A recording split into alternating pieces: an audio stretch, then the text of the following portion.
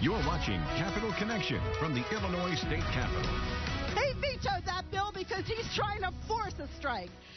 Well, union workers staged a rally in downtown Springfield Thursday demanding a fair contract from Governor Bruce Rauner.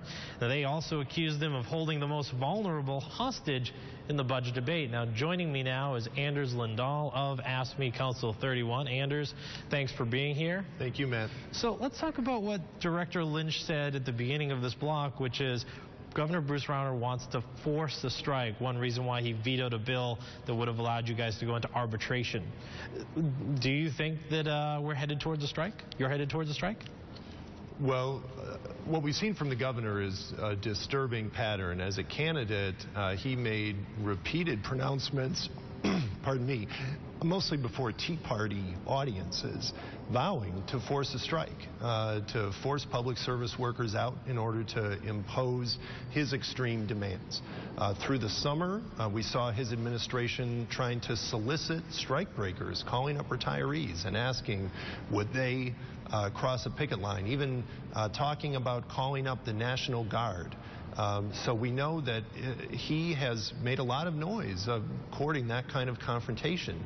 On the other side, our union has represented state workers for 40 years in Illinois, and we've never been forced to strike. We've never been locked out. So our priority is very clear. The men and women that we represent protect kids. They keep our communities safe. They work in our state parks. They care for the most vulnerable, respond to emergencies, so much more. They want to keep providing those services. They deserve a fair contract to do that. And we're going to talk about a little bit about details that Governor Rauner has talked about, but if the governor continues to ask for what he's asked, you guys have said that that's a non-starter. Is a strike imminent? Well, we're going to do everything in our power to reach an agreement at the table. But let's be clear, this isn't just about AFSCME either. There's more than half a dozen unions, including the SEIU, the laborers, nurses, police, and others who don't have an agreement. It's more than 60,000 public service workers in state government who provide vital services that don't have those agreements. And we really need to have them. But we are seeing a similar dynamic to the budget. On the contracts, the governor is holding those contracts hostage to his extreme demands. The same thing on the budget. He won't take up his basic responsibility as governor to work towards a state spending plan for vital public services until legislators roll over to his extreme demands. And in both cases, those are demands that hurt all working people. Well, let's look at some of the demands that the governor has said that he's asked people like the Teamsters, and they've agreed to. For example, the governor said he wants a 4-year wage freeze. He came to agreement with the Teamsters to do that, as well as a continued 40-hour work week. I think you guys operate on a 37-hour work week, if I'm... It's actually not necessarily the case. We represent about 40,000 state employees, and depending on what agency they're in, what job they do, they have different work schedules. Thousands of them have the schedule that you referred to. Thousands of them, overtime is paid after 40 hours. Really, the question is, when is overtime paid? And we think it's a simple definition. If you work over what you're scheduled, that is overtime, and working people should be paid as such. Our fiscal problems in this state were not caused by working people, and we shouldn't take money out of their pockets to try to solve it. But so let's again, so the 40-hour work week, the 4-year wage freeze, and for the Teamsters, he agreed to some sort of status quo as far as health benefits. You guys have talked a lot about the governor wanting to cut or raise co-pays for your health benefits.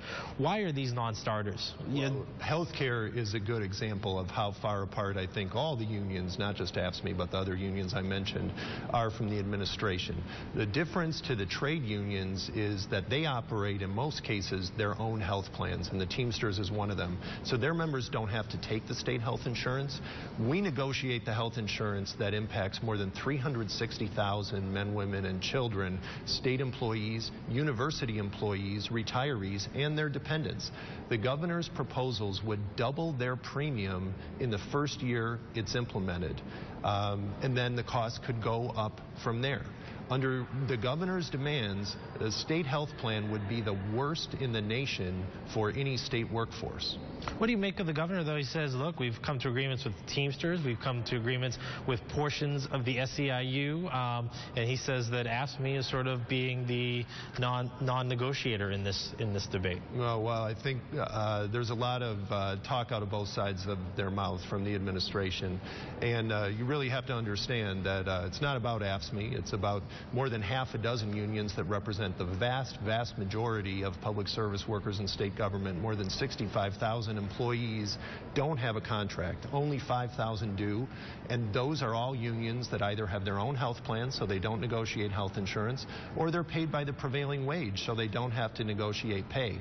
If you didn't have to negotiate health care and pay, it'd be very different. A commentator in the Galesburg paper said last week, this isn't just apples and oranges. The governor's comparing a few apples to the whole orchard. Oh, and finally, just quickly, if you can, you talked about workers didn't get people into this mess, but the governor did say in a statement yesterday, their office, that for the last decade, there's been one-party rule, which has been Democrats, and Democrats traditionally unions, so you've had your voices heard, and the governor says, look, we've gotten ourselves into a big pickle, a huge deficit. How do you respond to that? Well, in the current year, there's a $5 billion deficit, and it's no accident.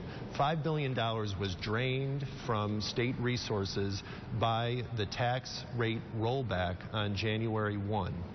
That rollback, again, draining $5 billion from state coffers, was mostly a giveaway to the very richest people and big corporations. Half of it went to big corporations and the top 3% richest Illinoisans. The bottom 50% is only getting a $500 average reduction from that. At the same time, now we can't fund our schools and higher education. We can't fund home care and child care. We can't fund public safety and all of the things that every Illinoisan relies on and our members provide. All right, well, Anders, thanks for coming on, speaking to us. A lot more to talk about, but we've just